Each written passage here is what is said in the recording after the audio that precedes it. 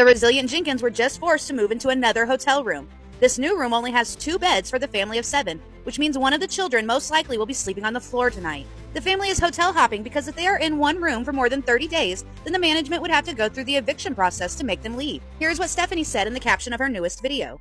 Some motels have a policy when you stay a certain amount of time, you spend the night at another location for one night. I'm not going into too much detail on it. If you know, you know. The older children can be seen in her newest video carrying their belongings on their backs as they go to their new room. In the video, Stephanie is also serving the kids chicken nuggets and barbecue sauce on a cardboard box. And worst of all, she showed a clip of the kids outside this rundown motel running around completely barefoot, with a caption that said, "Socks can be replaced and feet can be washed. Memories were made and that's what we do as a family." Like, these are good memories for them to have. I hope that one day they can actually forget that they lived the plot of the Florida Project movie. Okay, let's talk about what just happened with the Jenkins family. Again, for the 4th time in barely a month, Stephanie Jenkins, aka TikTok Mom, has moved her entire family. And this time, it's not just another cramped motel. No, the new place is even worse. And honestly, it's not even about the room anymore. It's about the chaos, the decisions, and the deep emotional toll this is all having on the kids.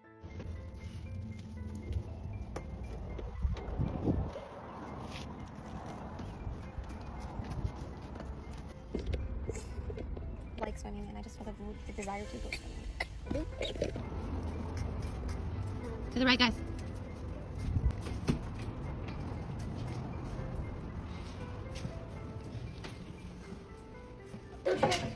Ever since they got kicked out of their one-bedroom apartment, the Jenkins have been hopping from one temporary spot to the next, and each move just gets more heartbreaking.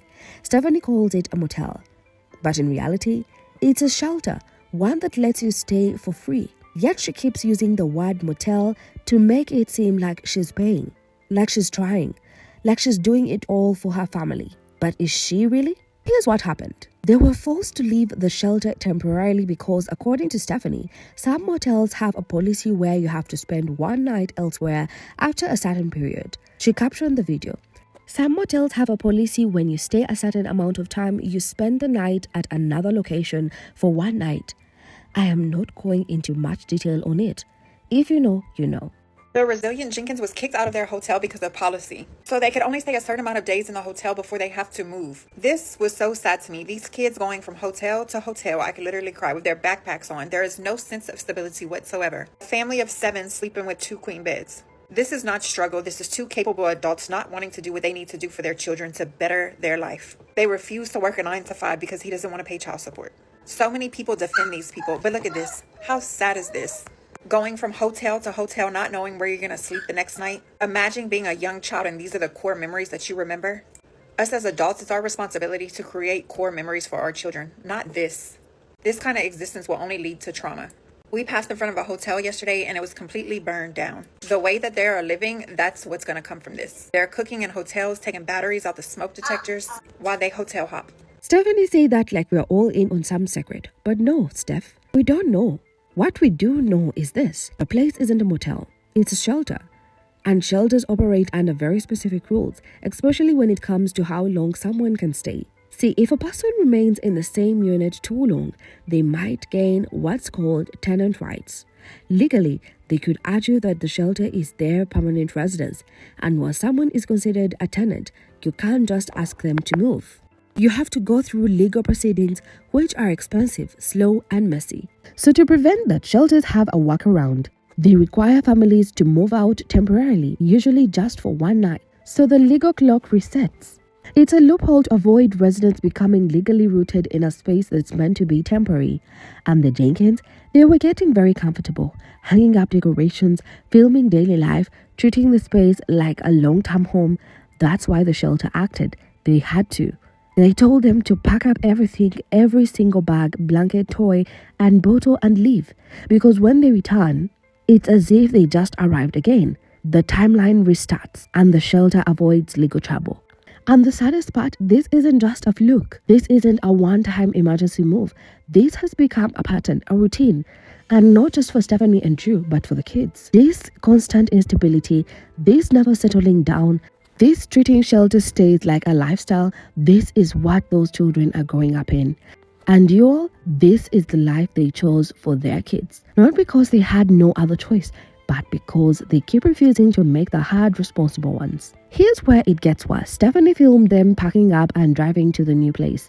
But let's pause. They're a family of 7, including toddlers, crammed into a 5-seater car. Let that sink in.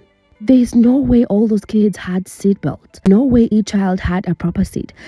Please do not tell me that you, Mr. Resilient Jenkins, are driving with your baby on your lap. Now, they posted their new video this weekend, the Resilient Jenkins, where they're actually having to go from one hotel to another hotel because apparently there's a policy in a shelter where you can only stay there so many nights. They don't call it a shelter, they call it a hotel, but we know what it is.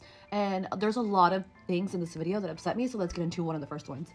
She intentionally shows, I think, a picture of herself, her older kid, and her baby on her lap, and then goes and pans in so we can see all of the rooms she has. Beside her is Deshawn, and then there goes her other little girl.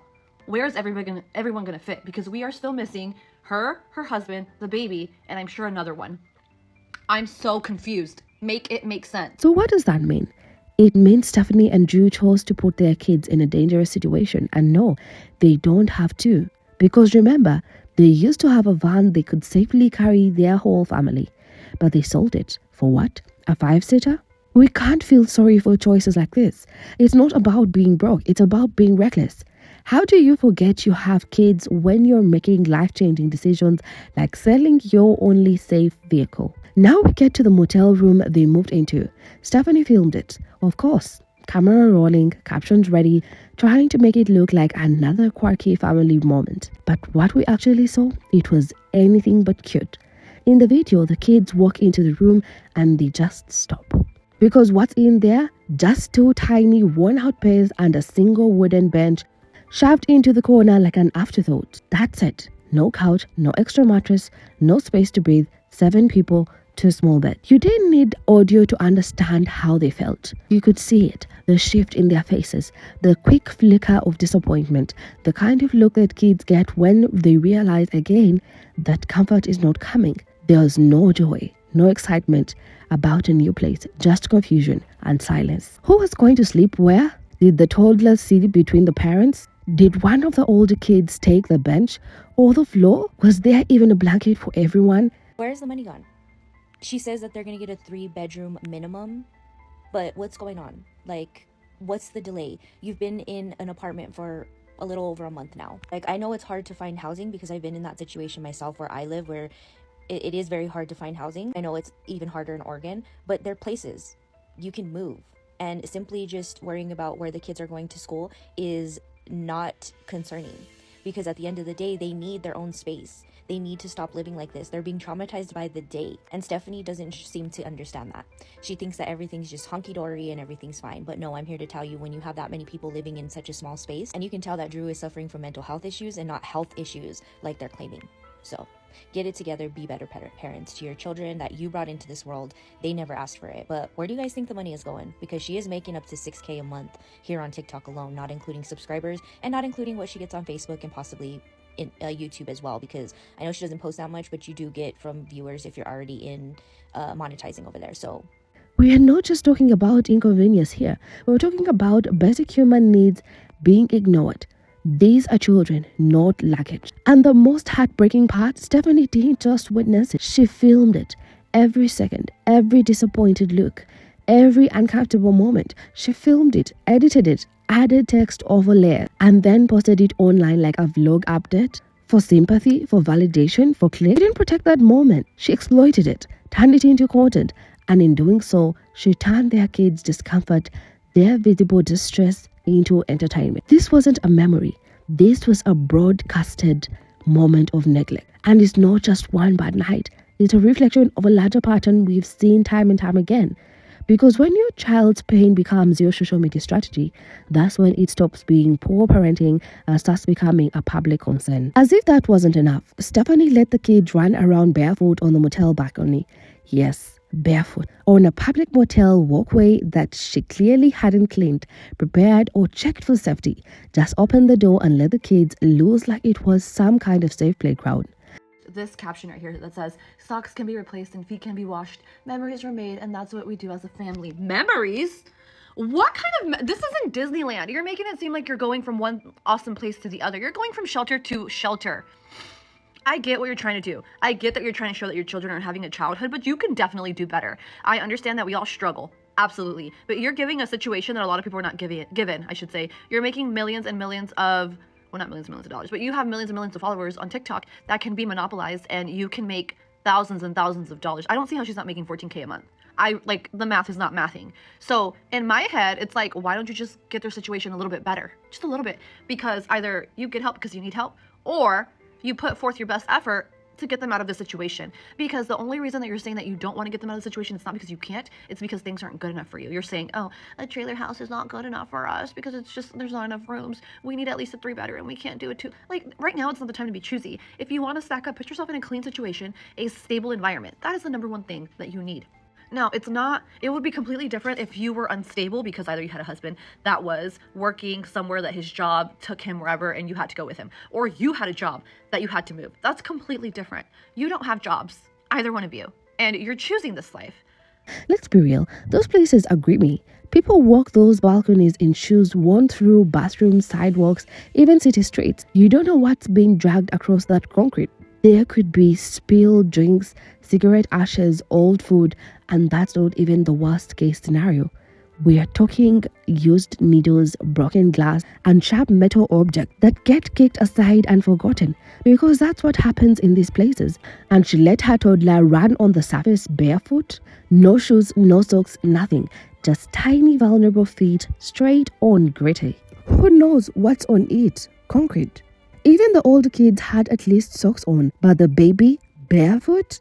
And when people called it out, because of course they did, Stephanie had a response ready. A caption even. Socks can be replaced and feet can be washed. Memories were made, and that's what we do as a family. No, Stephanie, that's not what families do. That's what careless parents looks like dressed up as bonding. Because sure, socks can be replaced, but infections? Not so much. And wounds on little feet? That's not something a memory should be built on.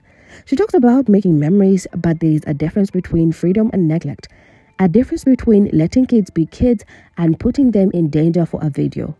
Ma'am, what memories? Because those are not joyful or carefree. Those are the kind of memories that stick deep, quietly soaring fear, instability, and shame. That's not a happy childhood. That's a trauma in real time. And the saddest part, she filmed it proudly, like it was parenting win. That's not adventure. That's neglect wrapped in a TikTok filter, shared with the world like it's content instead of a warning sign. Stephanie talks about making memories, but what kind of memories are these kids really making? Not the kind where they build sandcastles at the beach, not birthdays with balloons and cake surrounded by family, not weekend sleepovers with cousins or cozy nights watching cartoons from a comfy couch. Instead, they remember packing everything they owned into plastic bags over and over again. They remember the constant question, where are we sleeping tonight? They remember how each room smelled different, how some had roaches, how others had loud neighbors, and none of them felt like home. They remember sitting on cold motel floors, waiting for their parents to finish filming, watching their own tired faces get uploaded onto the internet. They remember what it felt like not to have privacy, to be watched by strangers online who knew too much about their lives. They'll remember never having their own bed, their own space, not even a corner they could call theirs. And the worst of all, they remember being treated more like luggage than little humans, moved like cargo, herded into the car, out of the car, into another motel again and again and again. That's what sticks. That's what shapes their identity. That's what becomes the core memory. Not joy, not comfort, but displacement, exhaustion, and the creeping realization that their parents choose this instability as a lifestyle, not as a last resort. Right now, the kids are laughing. They're going along with it because it's all they ever known. When you grow up in chaos, it starts to feel like normal. They think it's fun to jump from one place to another, to sleep wherever there's space, to eat dinner sitting on the floor, because no one has shown them what stability looks like. But that innocence, it won't last forever. One day they'll grow up and look back at their childhood and realize something was deeply off. They'll start asking the hard questions that don't come with soft answers. Why didn't my parents fight harder for us? Why didn't they work? Why did they keep choosing what was easy for them instead of what was safe for us? They realize that the routines their kids had, bedtimes, quiet homes, birthday parties, clean bathrooms, were never even part of their world.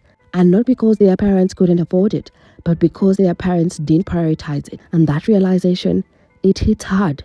Field trip. It's not a field trip. I'm really starting to understand what Stephanie's goal is here. I understand that you want to post your life, but you were filming them like, hey kiddos, now let's go to this hotel room. Like, this isn't normal. And I know you're wanting to share the struggles, but you can do that without having to.